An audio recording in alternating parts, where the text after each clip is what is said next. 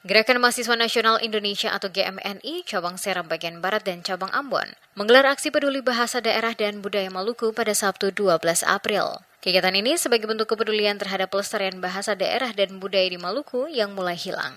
Aksi ini berlangsung di dua titik pusat aktivitas masyarakat, yakni Pasar Tradisional Mardika Ambon dan Persimpangan Lapangan Merdeka Ambon. Kegiatan tersebut bertujuan menyuarakan keprihatinan atas mulai terkikisnya penggunaan bahasa daerah di kalangan masyarakat Maluku. Selain itu, aksi ini juga menjadi sarana penggalangan dana yang akan disalurkan ke Desa Uraur, Kecamatan Kairatu, Kabupaten Seram bagian Barat. Dana tersebut akan digunakan untuk mendukung pelaksanaan lomba pidato berbahasa daerah dalam rangka memperingati Bulan Pendidikan pada 2 Mei mendatang.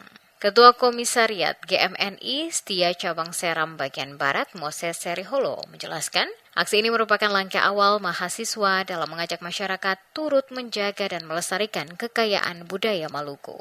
Khususnya kami mahasiswa peduli pendidikan tergabung dalam OKPGM ini untuk bagaimana kami sama-sama mengawal posisi ini karena kami melihat pelestarian adat dan budaya di Maluku ini sudah mulai terkikis dan ini merupakan langkah kecil untuk bagaimana kita semua orang Maluku punya mata terbuka untuk melihat dari hal-hal kecil ini untuk bagaimana kita semua sama-sama bisa mengawal proses pelestarian adat yang ada di provinsi, khususnya Provinsi Maluku, Kabupaten Seram bagian Barat.